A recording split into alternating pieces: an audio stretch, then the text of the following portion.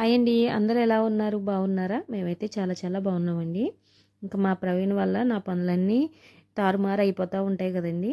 ఇవాళ మాత్రం బెడ్రూమ్ అయితే సదిరేస్తున్నాడనమాట. రాత్రి చపాతీలు కావాలని ఒకటే గోలగోల చేశాడండి. సరే అని చెప్పి చపాతీలు చేస్తానని సింక్లో ఉన్న గిన్నెలన్నీ బయటికి వెళ్ళి రుద్దుకుంటా ఉన్నానండి. నేను లోపలికి వచ్చేసరికి రమ్య చపాతీ పిండి కలిపేసిందంట. ఇంకా చపాతీ పిండి వీడు చపాతీలు అయితే చేశాడండి.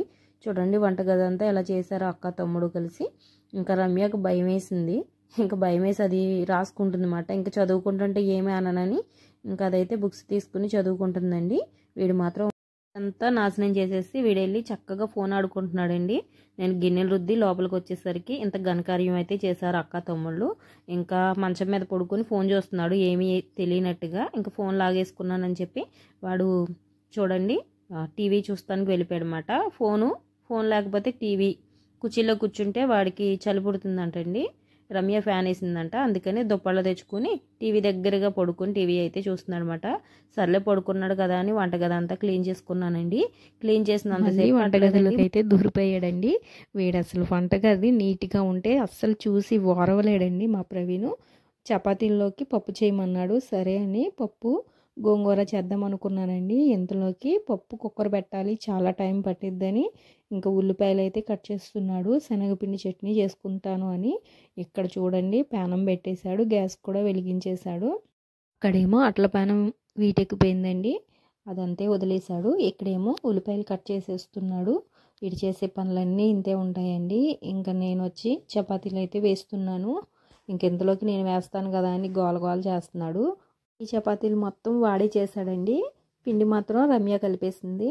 ఇంకా నేను చపాతీలు కాలుద్దాం కదా అనుకుంటే అసలు నన్ను ఎందుకు కాల్చనిస్తాడండి, వాడే కాలుస్తానన్నాడు. సరే అని చెప్పి ఒక్క చపాతీ కాల్చి నేను వీడియో తీసుకుని పక్కకైతే వెళ్ళిపోయాను. రమ్య చక్కగా చదువుకుంటుందండి. వీడికైతే చదువు ఏమీ లేదు. తిన్నానా, టీవీ చూసానా, ఫోన్ చూసానా, తిరిగానా అని మాత్రమే ఉంటుంది. రమ్యకేమో ఎగ్జామ్స్ దగ్గరికి వస్తున్నాయని టెన్షన్ పడుతుందండి.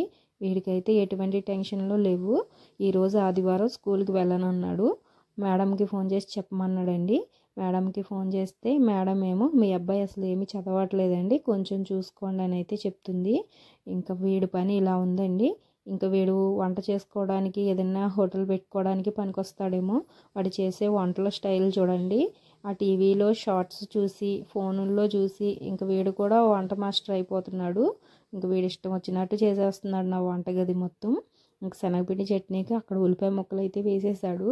ఇక్కడేమో శనగపిండి డబ్బాలో కొంచెమే ఉందని ఆ డబ్బాలో నీళ్ళు పోసేసాడు చూడండి. పని అయిపోయిందా లేదా అన్నదే చూస్తున్నాడండి. అక్కడ ఏం పాడైపోతున్నాయి, ఏం వెలిగిపోతున్నాయి, ఏం నాశనం అయిపోతున్నా వాడికి అవసరం లేదు.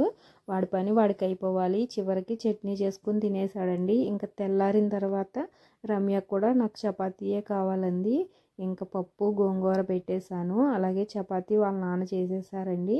ఇంకా పప్పు అయితే కుక్కర్లో పెట్టేసుకున్నాను. ఇంకా రమ్య బాక్స్లోకి ఉల్లిపాయ, కోడిగుడ్డు ఈగిరైతే పెట్టేశానండి. అలాగే అన్నం కూడా వంచేసాను. ఇంకా పప్పు అయితే కుక్కర్లో పెట్టేశాను కదండి. ఇంకా రమ్య బాక్స్ అయితే కట్టేసుకుంటుంది. ఇంకా చపాతీలో పప్పు వేసుకుని అయితే తినేస్తాను అన్నారండి. ఇంకా సరే మధ్యాహ్నానికి కూడా పప్పు అయితే ఉంటుందిలే అని ఇంకా పప్పు గోంగూర అయితే కుక్కర్ పెట్టేశానండి. ఇంకా రమ్య క్యారేజీ అయితే రెడీ అయిపోయింది కదండి. ఇంకా రమ్య స్నానం చేసి వచ్చేలోపు ఈ చపాతీలు కాల్చేద్దామని చపాతీలు అయితే కాలుస్తున్నాను.